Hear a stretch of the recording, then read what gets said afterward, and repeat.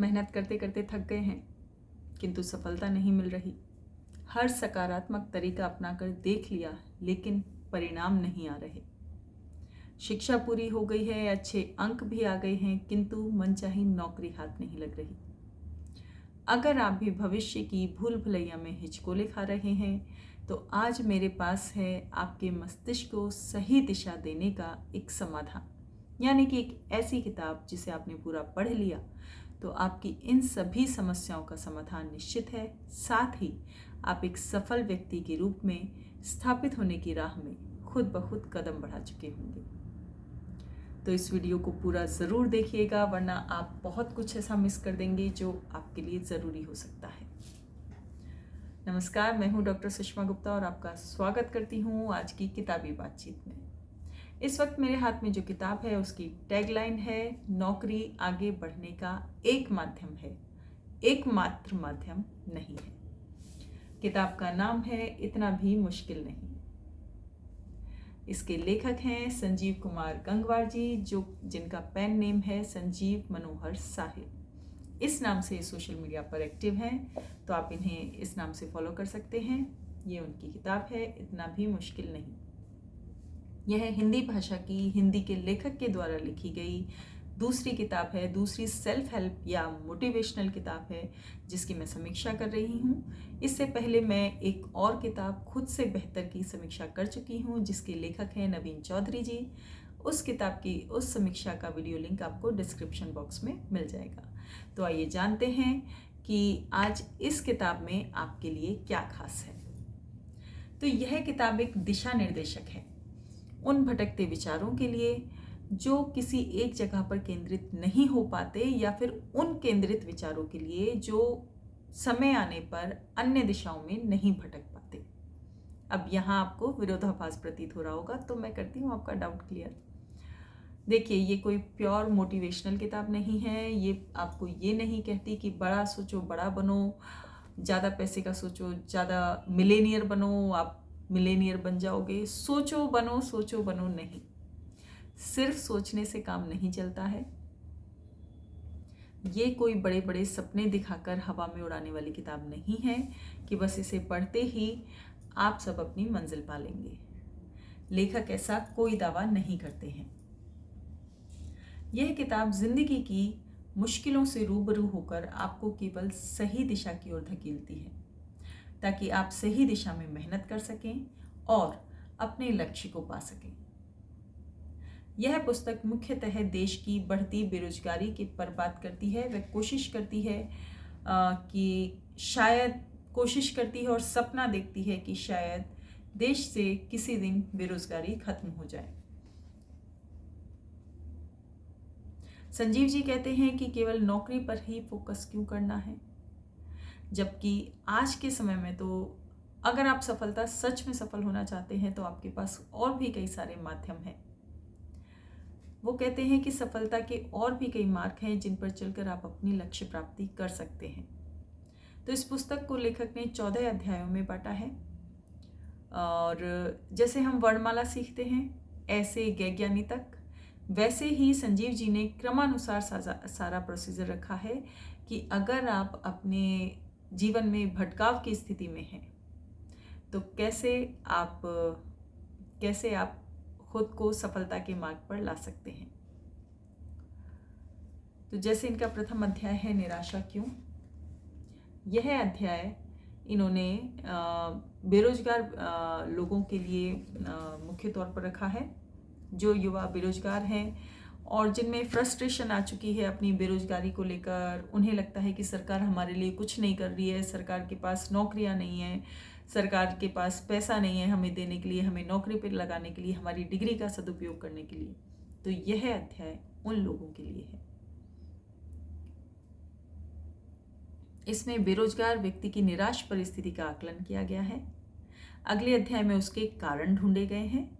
उन कारणों को आगे के अध्यायों में समझाया गया है कि युवकों का बेरोजगार रह जाना या फिर बेरोजगारी से निराशा उत्पन्न होकर उनका कुछ भी ना करना, फ्रस्ट्रेशन में आकर हर किसी को दोष देना और बैठ जाना, उसके क्या कारण हैं।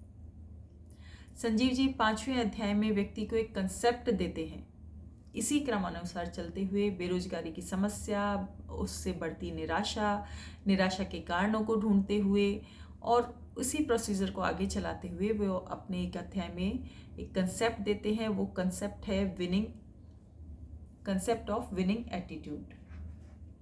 ये देखिए, जिसे उन्होंने इस तरीके से चित्र बनाकर, कुछ माइंड मैप बनाकर भी समझाया है।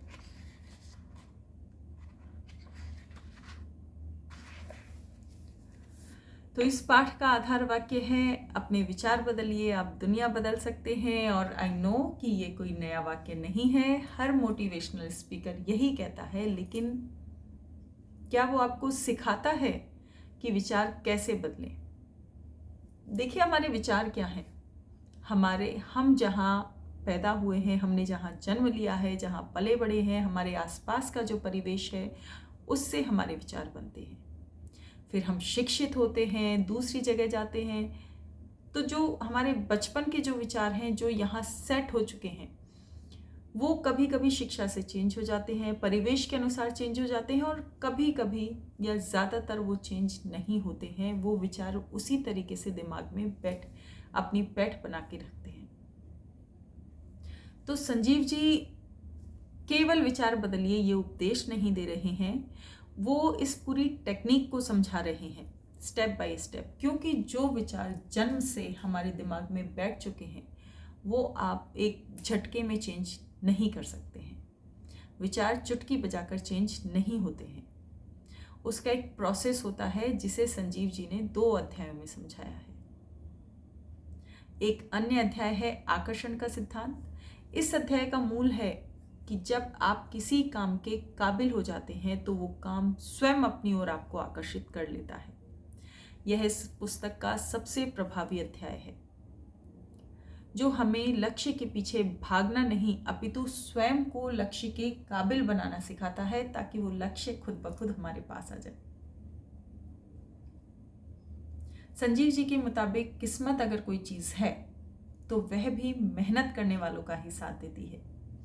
तो इस अध्याय को पढ़कर लगा कि संजीव जी किस्मत में नहीं मानते और हमें भी सलाह देते हैं कि आप किस्मत के भरोसे ना बैठे रहिए, आप सपने देखिए, उसका चार्ट बनाइए, उसका प्रोसीजर बनाइए, वहां तक पहुंचने के मार्ग खोजिए। एक मार्ग ना मिले तो दूसरे मार्ग पर चलिए, दूसरा ना मिले तो तीसरे मार्ग पर चलिए। आप किसी दुविधा में हैं, किसी पशुपेश में हैं, तो किसी से सलाह लीजिए, लेकिन बैठे मत रहिए, और किस्मत के भरोसे तो बिल्कुल नहीं बैठे रहिए। आप जिस भी क्षेत्र में सफलता चाहते हैं, स्वयं को उसके काबिल बनाना पड़ता है, उसके बाद सफलता खुद आपकी ओर आकर्षित होती है। इसके बाद के अध्याय जैसे सकारात्मक दृष्टिकोण, अंतःप्रेरणा, लक्ष्य की अवधारणा आदि भी संजीव जी की दूरदृष्टि व गहरी समझ को हमारे समक्ष रखते हैं। अंतिम 2 अध्याय आपको ये सिखाते हैं कि खुद में सुधार कैसे करें व दबावों में अच्छा प्रदर्शन कैसे करें। सुधार कैसे करें, इस अध्याय का मुख्य बिंदु है किसी भी कार्य की शुरुआत करना।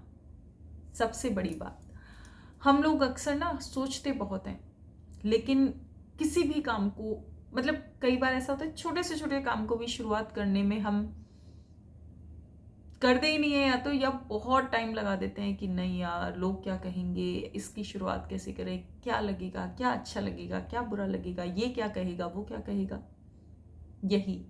यही इस अध्याय का मेन बिंदु है कि आप शुरुआत कीजिए।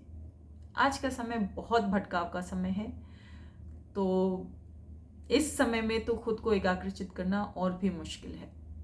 तो वो कहते हैं कि हम सोचते तो बहुत हैं, परंतु उसकी किसी भी कार्य की शुरुआत नहीं कर पाते। कभी आलस, कभी नकारात्मक सोच, तो कभी समय की कमी का बहाना। तो संजीव जी ने इन सभी रुकावटों को दूर कर काम की शुरुआत करने के लिए स्टेप बाय स्टेप प्रोसीजर भी बताया है, जिसे आप फॉलो करके कम से कम अपनी काम टालने की समस्या से तो छुटकारा पा ही सकते हैं। और जब प्रोकास्टिनेशन यानी कि काम टालने की आदत से छुटकारा पा लेंगे तो बाकी के रास्ते भी अपने आप खुल ही जाएंगे। तो इस संपूर्ण पुस्तक का आकलन करें तो भारतीय परिवेश के हिसाब से यह एक बहुत ही सदुपयोगी पुस्तक है। मुझे ये पुस्तक बहुत पसंद आई, क्योंकि ये केवल नौकरी करने के लिए या केवल पढ़ने वाले बच्चों के लिए नहीं है, ये आपके ओवरऑल व्यक्तित्व को सुधारने के लिए भी बहुत ही अच्छी पुस्तक है। बहुत अच्छे विचार हैं, काफ़ी गहनता लिए हुए हैं और सरल भाषा में लिखे हुए हैं, जिसे आप बहुत अच्छे से समझ सकते हैं। प्रिंटिंग भी बहुत अच्छी है। देखिए, बोधरस प्रकाशन से है। आजकल बोधरस प्रकाशन भी अमित तिवारी जी के जो उनके संस्थापक हैं, उनके सानिध्य में बहुत फल फूल रहा है। तो आपको अगर कोई किताब पब्लिश करानी है तो आप बोधरस प्रकाशन से पब्लिश करा सकते हैं। बहुत अच्छा उनकी पब्लिशिंग क्वालिटी है।